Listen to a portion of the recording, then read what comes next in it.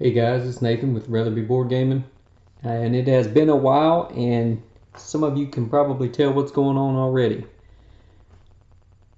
Did a primer job on some figures here. See if we can get them into focus there. Gears of War, the board game. Got them all primered black. I'm going to let them set overnight, and I've been watching some videos trying to learn some techniques, and we're going to try some of those. Just wanted to give you a sort of a starting reference point of where we're at so you can see the process as we go. And there's the big one.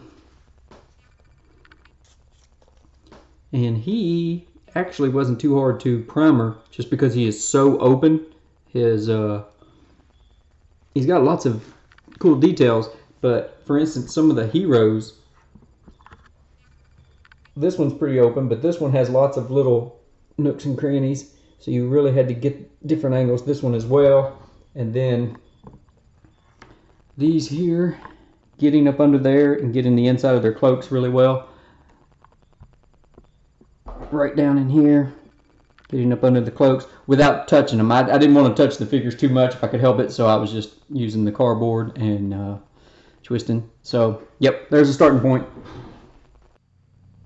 So one thing I wanted to try, and you might notice, I'm going to test it on a few characters. I tried to paint from the same direction with white primer over top of the black, and you can see completely black on the back. And I tried to do it from kind of this angle, and some people were calling it zenithal primering, and it's like if the sun was at the zenith in the sky, so you just kind of pick a point, and that will be a light source so that you get natural shadowing and shading, because now hopefully with, say for instance, these guys, if I paint the clothing on the front and the back the same color, I should get just a little bit of a transition between a dark and a light to make it simulate that it's being hit with light. I think today I'm going to start with these little crawlers because I want to try something pretty cool with them. So put some paper towels in the bottom of this and got them really wet, and then put some parchment paper, cut some parchment paper and put over it. That'll help keep the paint wet. I'm hoping. Just give you a quick idea of what I'm doing.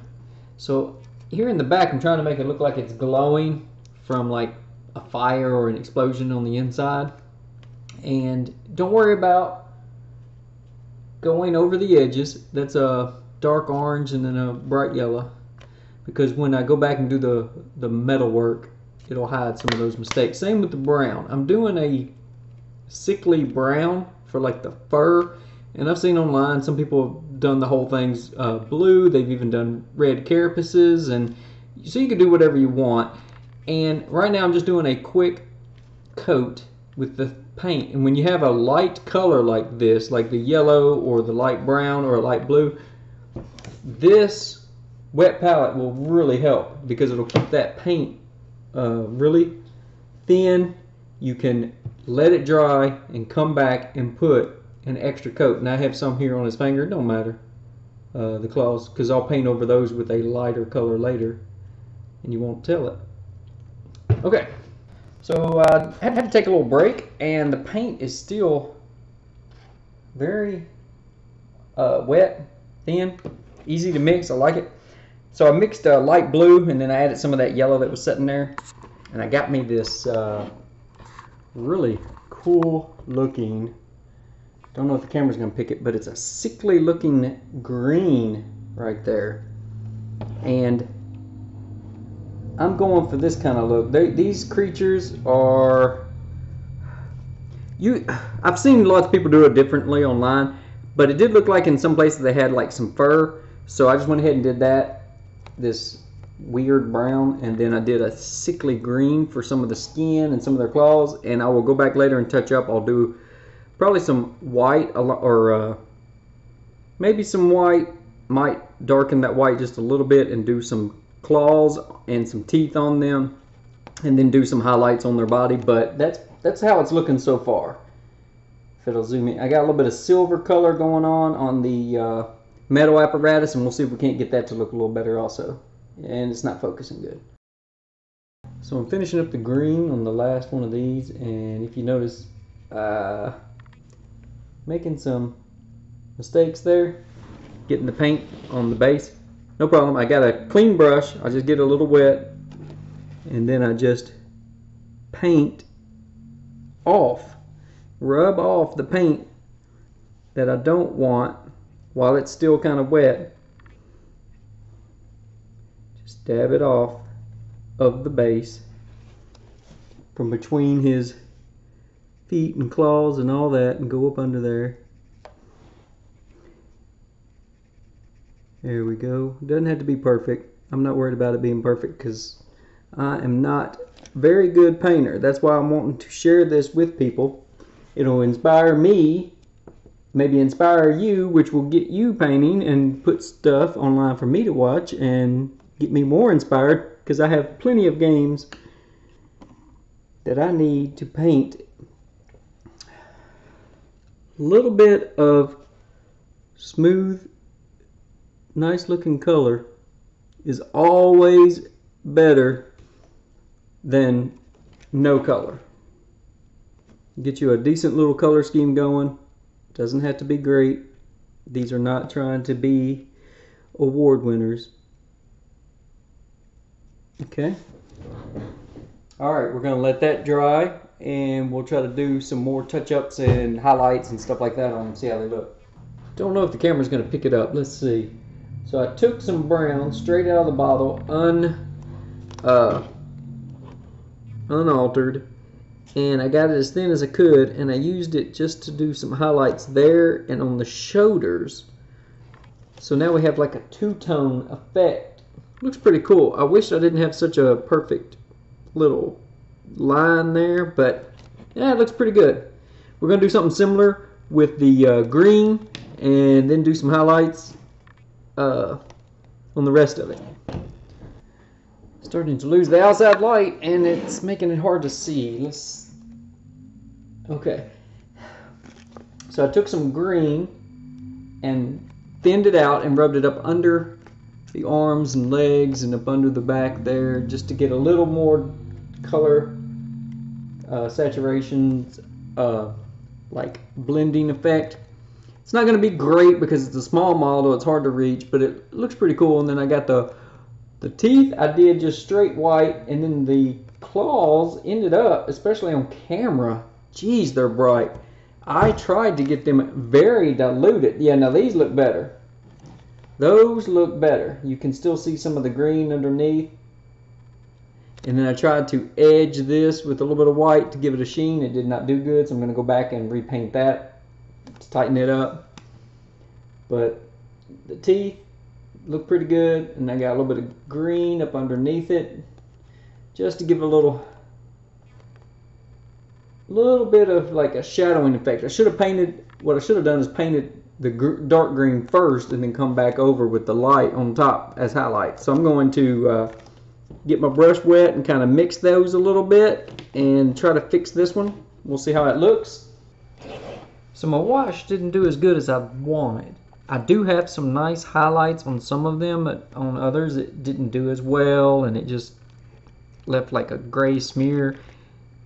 And I dabbed it off in places, but it looks pretty good. And I've got this semi-gloss. Now normally I don't use any kind of gloss clear coat for board game figures, but these, they have smooth, like silky fur and a shell and metal, and so I'm going to try to get them just a little shiny. So we'll use this for these and see how it looks. It is going to be really hard to see, but this one, yeah, see, it's a little shiny. I like that. That one has been coated, this one here has not yet. So we'll get the rest of them and clear coat it and let them dry, and I'll try to get y'all some pictures. I'm relatively pleased with how these turned out. If I can get that to focus. They look pretty clean. I like the paint, and they look relatively spooky and ugly enough that I like it. I did some got me a wash, made me a wash, and put that on them, and then put a couple coats of that semi-gloss. So they look pretty cool. And I actually let those set overnight because I was running out of daylight and had some stuff to do. And I wanted to show you this, my wet palette. It kept the paint nice and smooth all night. Now I wouldn't advise doing that, but that'll just help you if you know you can't sit down for hours and hours at a time without taking breaks. Buy you or just make you. I used just paper towels in an old like takeout plastic bin, but I used some paper towels and I cut them up, put them in there, got them pretty soaked. I had a little extra water in the bottom, not a whole lot, but I got them kind of soaked, and then I got just cooking parchment paper. That's it. And cut it, put it down in there, and I pressed it really good against those paper towels, and I mean it keeps that paint nice and fluid, and you can mix right there on it. I wouldn't advise leaving it out overnight and using it. I might try just to see how it looks, but I wanted to experiment and show it to you guys. But I also wanted to show you how cool these little guys turned out. I'm pleasantly pleased with those. So we got those out of the way, so now we can move on to some of the cooler figures. Now all the pictures I see online of like action figures and stuff, all the figures look kind of black with red accents except for some sort of mage, and this isn't exactly like the mage, but he does have like the cape. And then here on the icon here it has like gold, and so it looks like the mage picture that I found online, so I'm not sure. I'm gonna try one with some of the orange and gold and try to get some color on it and see how it looks, and if it doesn't look good we can take it off and go with just the black and red.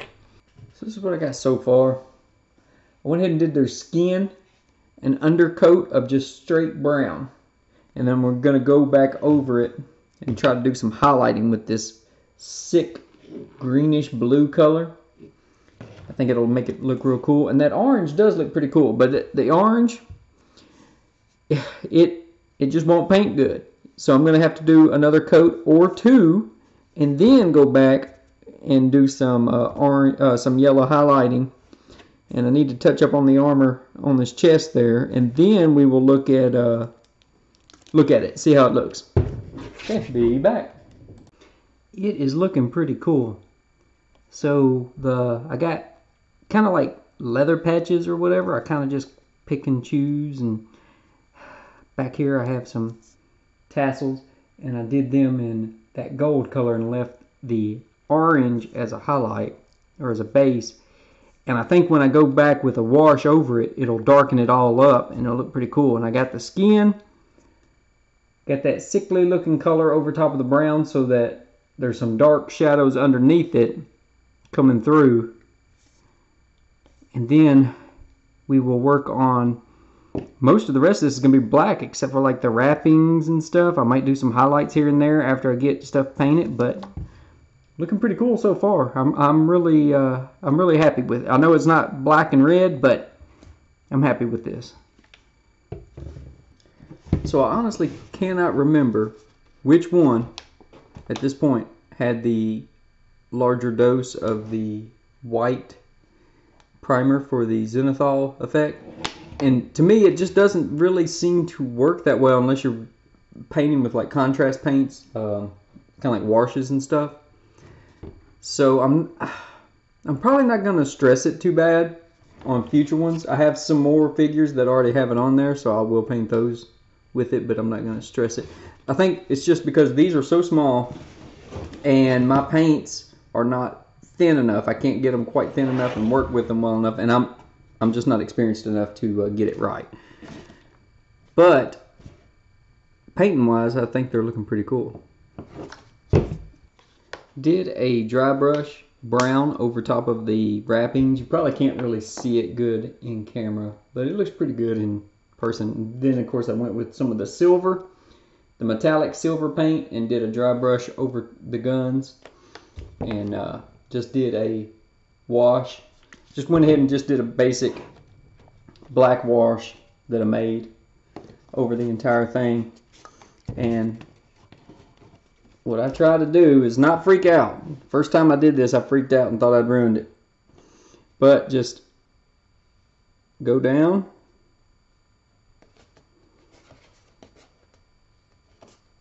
And it's going to look awful. Okay? Don't worry about it. Now I'm going to dab this big fluffy brush, and then I'm just going to dab my character to get some of the excess. Especially if you see it clumped up on a light colored paint area. Okay, just be gentle.